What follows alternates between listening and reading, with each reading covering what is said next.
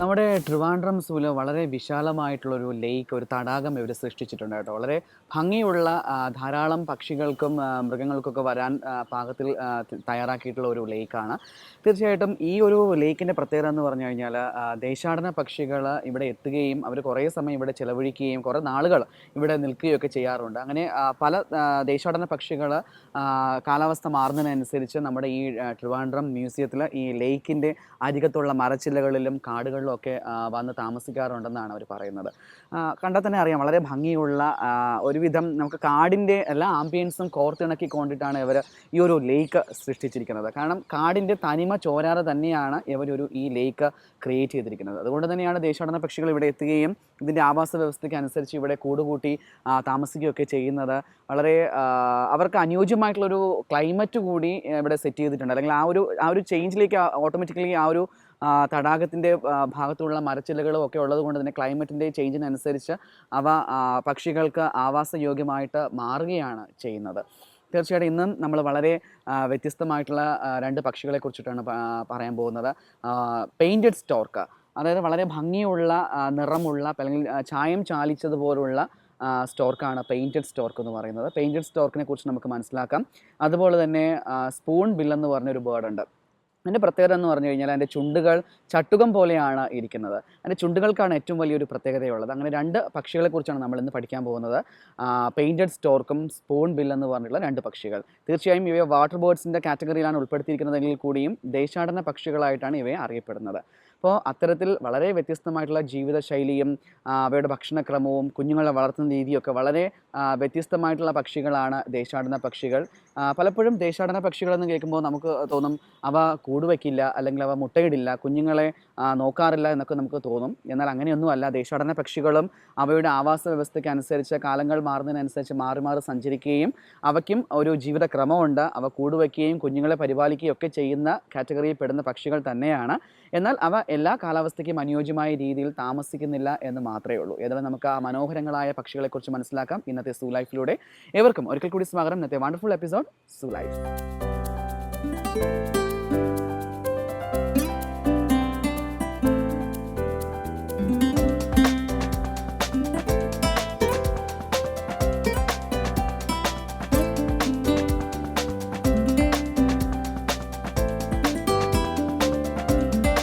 ഐബീസ് ല്യൂക്കോസെഫലസ്, അതായത് ഞാൻ പറയുന്നത് വർണ്ണക്കൊക്കുകളുടെ ശാസ്ത്രീയ നാമത്തെക്കുറിച്ചാണ്. ഐബീസ് ല്യൂക്കോസെഫലസ് എന്നാണ് ഇതിൻ്റെ ശാസ്ത്രീയ നാമം.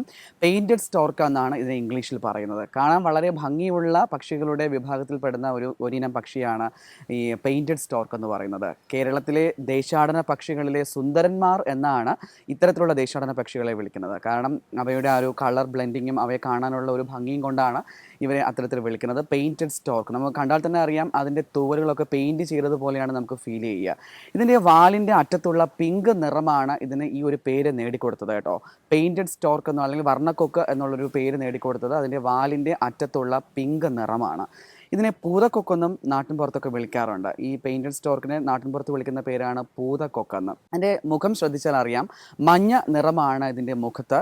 മാത്രമല്ല മുഖത്ത് രോമങ്ങളില്ല എന്നുള്ളതാണ് മറ്റൊരു പ്രത്യേകത. ഇതിൻ്റെ മുഖവും കാലുകളും മഞ്ഞ നിറത്തിലാണ് കാണപ്പെടുന്നത്. കാണാൻ വളരെ ഭംഗിയുള്ള ഇഷ്ടം തോന്നുന്ന ബേർഡുകളുടെ ഗണത്തിൽപ്പെടാവുന്ന ഒരു ഇനം പക്ഷിയാണ് ഈ പെയിൻറ്റഡ് സ്റ്റോർക്ക്.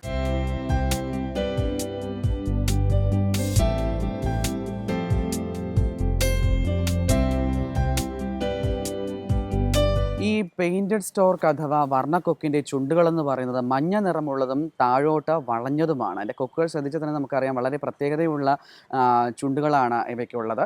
ഇവയുടെ മറ്റൊരു പ്രത്യേകത എന്ന് പറഞ്ഞാൽ ഹിമാലയം മുതൽ തെക്കേ ഇന്ത്യ വരെ വളരെ വ്യാപകമായിട്ട് ഈ വർണ്ണക്കൊക്കുകൾ അല്ലെങ്കിൽ പെയിൻറ്റഡ് സ്റ്റോർക്കുകളെ കാണുന്നു എന്നാണ് പഠനങ്ങൾ പറയുന്നത്. നമ്മുടെ കേരളത്തിലെ സുന്ദരന്മാരെന്ന് ഞാൻ നേരത്തെ വിശേഷിപ്പിച്ചു. അതുപോലെ തന്നെ ഇവ ആഹാരം തേടുന്ന രീതിയൊക്കെ വളരെ പ്രത്യേകതയുള്ളതാണ്.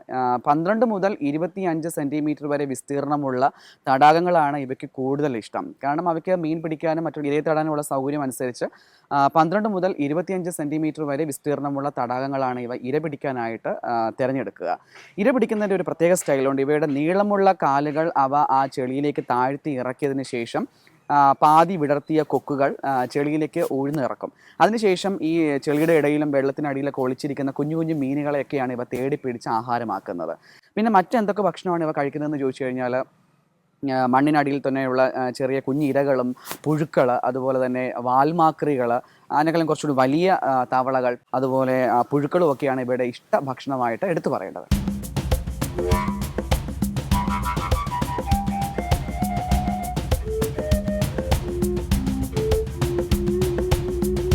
ഒക്ടോബർ മുതൽ ഏപ്രിൽ വരെയാണ് ഈ വർണ്ണക്കൊക്കുകളുടെ പ്രജനന കാലം എന്ന് പറയുന്നത് കേട്ടോ. 2 മുതൽ 5 മുട്ടകൾ വരെയാണ് ഇവ സാധാരണയായിട്ട് ഇടുന്നത്. 93 മുതൽ 102 വരെയാണ് ഇവയുടെ വിങ് സ്പാൻ എന്ന് പറയുന്നത്. കാണാൻ വളരെ ഭംഗിയുള്ള ഒരു പക്ഷികളുടെ ഗണത്തിൽപ്പെടുന്ന ഇവ കൂടുകൂട്ടുന്നത് മരച്ചില്ലകളിലും, അതും വെള്ളത്തിൻ്റെ സാമീപ്യമുള്ള പ്രദേശങ്ങളിലാണ് ഇവ കൂടുകൂട്ടുന്നത്. മരച്ചില്ലകളിലും അതുപോലെ തന്നെ വെള്ളത്തിൻ്റെ സാമീപ്യം കൂടുതലുള്ള പ്രദേശങ്ങളും തിരഞ്ഞു പിടിച്ചിട്ടാണ് ഇവ കൂടൊരുക്കുന്നത്. കാരണം ഇവയുടെ ആഹാരം തേടിപ്പിടിക്കുന്നുള്ള സൗകര്യാർത്ഥമാണ് ഇവ ഇങ്ങനെ കൂട് ഉണ്ടാക്കുന്നത്. അതുകൊണ്ടിപ്പോൾ മരച്ചില്ലകളിൽ കൂട് കൂട്ടിയാലും ഇവയ്ക്ക് പെട്ടെന്ന് ആഹാരം കഴിക്കാനുള്ള സൗകര്യം കൂടി അവ നോക്കാറുണ്ട്.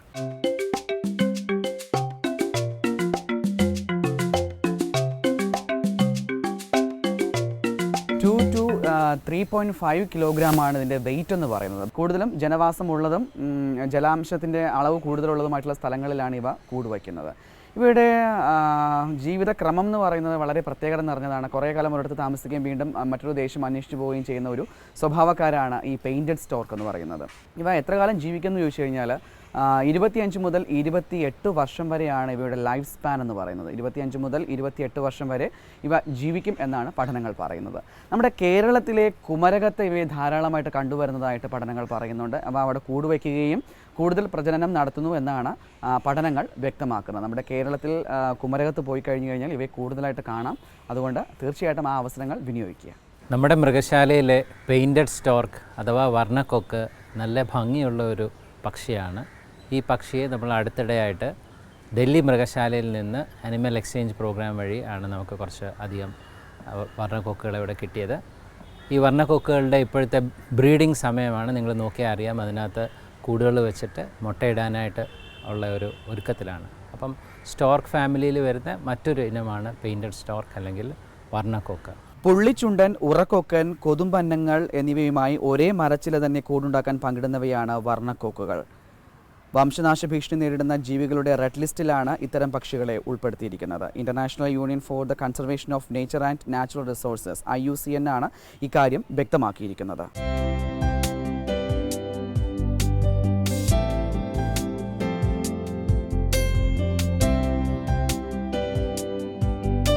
സ്പൂൺ ബിൽ അഥവാ ചട്ടുക കൊക്കൻ, അതായത് നമ്മുടെ അടുക്കളയിൽ ഉപയോഗിക്കുന്ന ചട്ടുകം പോലാണ് അതിൻ്റെ ബീക്സ് ഉള്ളത്. അപ്പോൾ ഈ ബീക്ക് വെച്ചിട്ടാണ് അതിൻ്റെ മീനുകളെ അത് തപ്പിപ്പിടിക്കാനും എടുക്കാനും ഉപയോഗിക്കുന്നത്. ഈ സ്പൂൺ ബിൽ വെച്ചിട്ടാണ്. അപ്പോൾ ഇത് നമ്മൾ ഓരോ ഈ വാട്ടർ ബേർഡ്സിനെ നോക്കുമ്പോഴത്തേക്കും അതിൻ്റെ പല രീതിയിലുള്ള അഡാപ്റ്റേഷൻസ് നമുക്ക് കാണാം. ജീവിക്കുന്ന സാഹചര്യങ്ങളിൽ അതിൻ്റെ ഇരയെ പിടിക്കാനായിട്ട് ഉതകുന്ന രീതിയിലുള്ള അഡാപ്റ്റേഷൻസാണ് ഇതിൻ്റെ ബീക്കിൽ വന്നിരിക്കുന്നത്. ഇപ്പം ഈ പെലിക്കനാണെന്നുണ്ടെങ്കിൽ കുറച്ചും കൂടെ വലിയ തരം മീനുകളെ അതിന് കോരിയെടുക്കാനായിട്ട് സാധിക്കും. അതുപോലെ തന്നെ ഇതിൻ്റെ കാലുകൾ നമ്മൾ ശ്രദ്ധിച്ചു കഴിഞ്ഞാൽ ഓരോ ഇനത്തിനും പ്രത്യേക രീതിയിലുള്ള അഡാപ്റ്റേഷൻസാണ് വന്നേക്കുന്നത്. ഇപ്പോൾ ഈ താറാവ് വെറൈറ്റിയിലുള്ളത് പെലിക്കൻ പോലുള്ള ബേർഡ്സ് ആണെന്നുണ്ടെങ്കിൽ ഇതിൻ്റെ വിരലിൻ്റെ ഇടയിൽ വെബിങ് കാണും.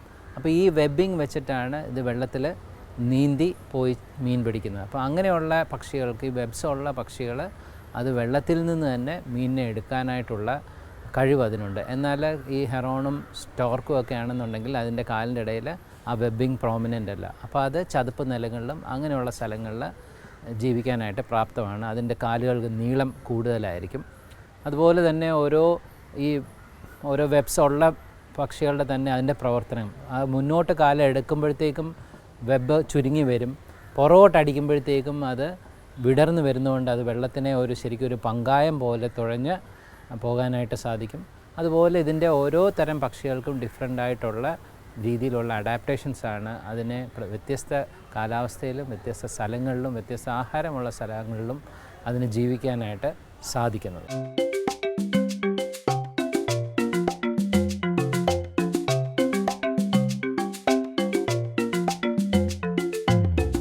ലാർജ് ഫ്ലാറ്റ് ആൻഡ് സ്പാച്ചുലേറ്റ് ബീക്കുകളാണ് ഇവയ്ക്കുള്ളത്. അതുകൊണ്ട് തന്നെയാണ് ഇവ ഇര തേടി പിടിക്കാനായിട്ട് വളരെ വൈദഗ്ധ്യം കാണിക്കുന്നത്. ഇപ്പോൾ ഈ ചെളിക്കുണ്ടുകളിലൊക്കെ ഇവ ഇര പിടിക്കുന്നത് ഒരു പ്രത്യേക ഷേപ്പിലാണ്. അത് ഇര പിടിക്കുന്ന ഒരു സ്റ്റൈൽ കണ്ടാൽ തന്നെ നമുക്കറിയാം അവയുടെ ആ ഒരു പ്രത്യേക തരത്തിലുള്ള ബീക്ക് അല്ലെങ്കിൽ ആ കൊക്കുകൾ ഉള്ളത് കൊണ്ടാണ് അവയ്ക്ക് വളരെ ഈസി ആയിട്ട് ഈ ജീവജാലങ്ങളെയൊക്കെ പിടിക്കാനായിട്ട് സാധിക്കുന്നത്.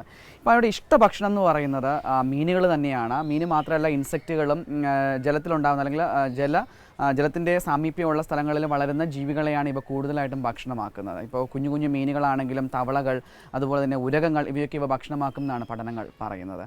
ഇവ കൂട് വയ്ക്കുന്ന കാര്യം നോക്കുകയാണെന്നുണ്ടെങ്കിൽ മരച്ചില്ലകളിലാണ് ഇവ കൂട് സാധാരണയായിട്ട് മറ്റ് പക്ഷികളെ പോലെ തന്നെ ഇവ കൂട് ഒരുക്കുന്നതിൽ വേറൊരു പ്രത്യേകതയുണ്ട്. സാധാരണയായിട്ട് ചില പക്ഷികളൊക്കെ നമ്മൾ ശ്രദ്ധിച്ചാൽ അറിയാം, അവ മെയിലും ഫീമെയിലും മാറിയാണ് കൂട് ഒരുക്കുന്നത് അല്ലേ. അതുപോലെ തന്നെ ഇവയും അത്തരത്തിൽ ഫീമെയിലും മെയിലും ചേർന്നിട്ടാണ് കൂടൊരുക്കുന്നത്. പക്ഷേ ഒരു പ്രത്യേകത എന്ന് പറഞ്ഞു കഴിഞ്ഞാൽ മെയിൽ പോയിട്ടാണ് ഈ ചില്ലകളും ഉണങ്ങിയ കമ്പുകളൊക്കെ ശേഖരിച്ച് കൊണ്ടുവന്ന് ഫീമെയിൽസിന് കൊടുക്കുന്നത്. ഫീമെയിലാണ് കൂട് നെയ്ത് ഒരുക്കുന്നത്. ഓവൽ ഷേപ്പിലുള്ള കൂടുകളാണ് ഇവ സാധാരണയായിട്ട് ഉണ്ടാക്കുന്നത്. അപ്പോൾ മെയിലാണ് അതിന് വേണ്ടിയുള്ള മെറ്റീരിയൽസ് എത്തിച്ചു കൊടുക്കുന്നത്, ഫീമെയിൽ കൂട് ഒരുക്കുകയും ചെയ്യുന്നു.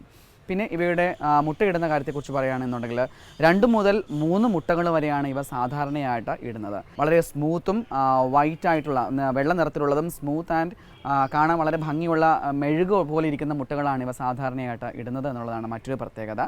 കുഞ്ഞ് വിരിഞ്ഞ് പുറത്ത് വന്നു കഴിഞ്ഞ് കഴിഞ്ഞാൽ അമ്മയും അച്ഛനും മാറിയാണ് ഈ കുഞ്ഞുങ്ങളെ നോക്കുന്നത്. ജനിക്കുമ്പോൾ കുഞ്ഞുങ്ങൾക്ക് കാഴ്ച ഉണ്ടാകാറില്ല. പിന്നെ കുറച്ച് ദിവസം കഴിഞ്ഞതിന് ശേഷം മാത്രമേ ഇവയ്ക്ക് കാഴ്ച കിട്ടാറുള്ളൂ. അതുവരെയും അച്ഛനും അമ്മയും മാറിയിട്ടാണ് കുഞ്ഞുങ്ങളെ പരിപാലിക്കുന്നത്. അവർക്ക് വേണ്ടുന്ന ആഹാരം തേടിപ്പിടിച്ച് കൊടുക്കുന്നതൊക്കെ ഇവർ തന്നെയാണ്. ഒരു 4-5 ആഴ്ച ഇവർ കൂടെ നിർത്തി കുഞ്ഞുങ്ങളെ കാര്യമായിട്ട് തന്നെ പരിചരിക്കും. ജനിക്കുമ്പോൾ ഇത്ര ഭംഗിയുള്ള പക്ഷികളായിരിക്കില്ല. ഇവ കുറച്ചൊന്ന് മെച്യൂർഡ് ആകുമ്പോഴാണ് ഈ ഒരു ഭംഗിയുള്ള പക്ഷികളായിട്ട് ഇവ മാറുന്നത്.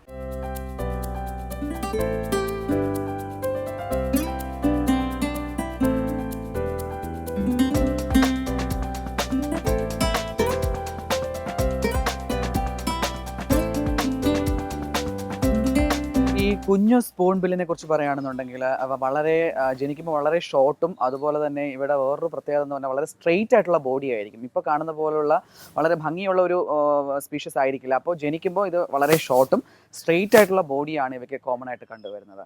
വേറൊരു കാര്യം പറയുകയാണെന്നുണ്ടെങ്കിൽ ലോകത്തിൻ്റെ എല്ലാ ഭാഗങ്ങളിലും ഈ സ്പൂൺ ബില്ലിനെ കാണും എന്ന പഠനങ്ങൾ പറയുന്നത്. ലോകത്ത് എവിടെ പോയി കഴിഞ്ഞാലും നമുക്ക് ഈ സ്പൂൺ ബിൽസിനെ കാണാൻ പറ്റും. അതുകൊണ്ട് ഇതിനെ IUCN എന്ന് പറയുന്ന സംഘടന ഒരു റെഡ് ലിസ്റ്റിൽ ഉൾപ്പെടുത്താത്ത പക്ഷിയാണ്. പ്രജനനം കൂടുതലായിട്ട് നടക്കുന്നത് കൊണ്ട് ഇതിനെ IUCN എന്ന് പറയുന്ന സംഘടന അതിനെ ഒരു റെഡ് ലിസ്റ്റിൽ ഉൾപ്പെടുത്താത്ത ഒരു കാറ്റഗറിയാണ്. വേറൊരു കാര്യം പറയുകയാണെന്നുണ്ടെങ്കിൽ ഇതിന് മൊത്തം 6 സ്പീഷീസ് ഉണ്ട്. ഈ ഒരു സ്പൂൺ ബിൽ എന്ന് പറയുന്നത് 6 കാറ്റഗറിയായിട്ടാണ് തരം തിരിച്ചിരിക്കുന്നത്. വളരെ വെറൈറ്റി ആയിട്ടുള്ള കാണാൻ ഭംഗിയുള്ള നിറങ്ങളിലുള്ള 6 കാറ്റഗറിയായിട്ടാണ് ഇവയെ തരം തിരിച്ചിരിക്കുന്നത്.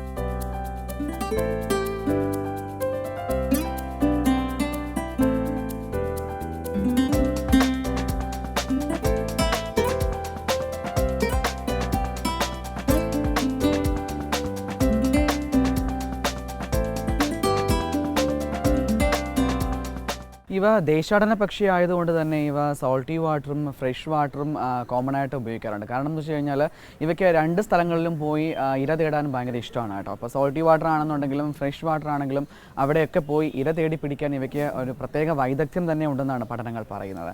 ഇവ കുറേ കാലം ഒരു സ്ഥലത്ത് നിൽക്കുകയും വേറെ കുറേ സീസൺ ചേഞ്ച് ചെയ്യുന്നതിനനുസരിച്ച് ഇവ മാറി സഞ്ചരിക്കുന്ന പ്രകൃതക്കാരാണ്. ഇങ്ങനെ ഒരു സ്ഥലം തന്നെ ഒരു കോമൺ ആയിട്ട് യൂസ് ചെയ്യാറില്ല.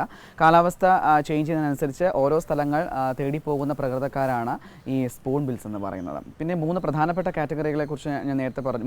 6 സ്പീഷീസ് ഉണ്ട്. അതിൽ ഏറ്റവും പ്രധാനപ്പെട്ട ഒരു കാറ്റഗറിയാണ് റോസി സ്പൂൺ ബിൽ എന്ന് പറയുന്നത്. വളരെ ഭംഗിയുള്ള കാണാൻ വളരെ കളർഫുൾ ആയിട്ടുള്ള ഒരു സ്പൂൺ ബില്ലാണ് ഈ പറഞ്ഞ പോലെ തന്നെ റോസി സ്പൂൺ ബിൽ എന്ന് പറയുന്ന കാറ്റഗറി.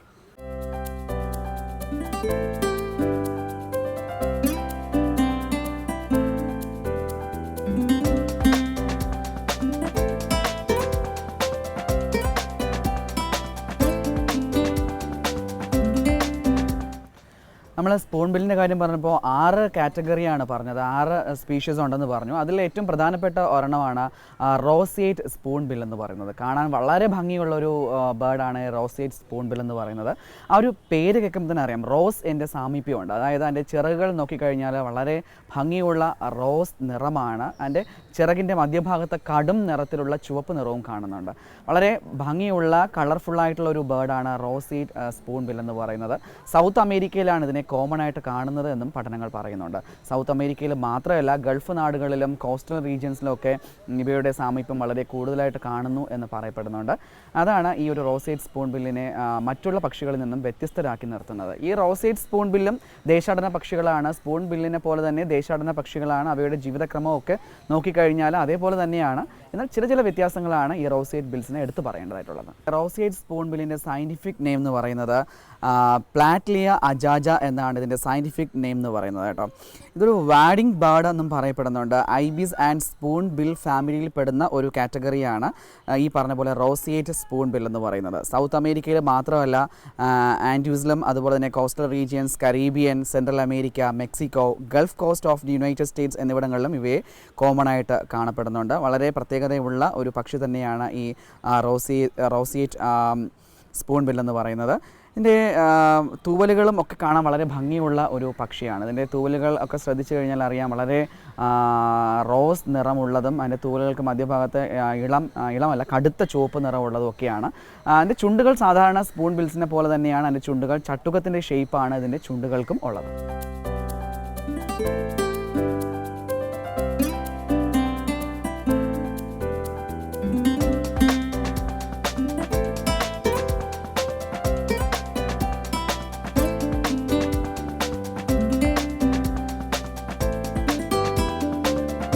അങ്ങനെ ഇന്ന് നമ്മൾ വളരെ ഡിഫറൻ്റ് ആയിട്ടുള്ള രണ്ട് ബേർഡുകളെ കുറിച്ച് മനസ്സിലാക്കിയല്ലേ. ദേശാടന പക്ഷികളും അതുപോലെ തന്നെ ജലപക്ഷികളും എന്നൊക്കെ വിളിക്കുന്ന രണ്ട് വ്യത്യസ്തങ്ങളായിട്ടുള്ള ബേർഡിനെ കുറിച്ചാണ് നമ്മൾ പഠിച്ചത്. സ്പൂൺ ബില്ലും അതുപോലെ തന്നെ പെയിൻറ്റഡ് സ്റ്റോർക്കും കാണാൻ എന്താ ഭംഗിയല്ലേ.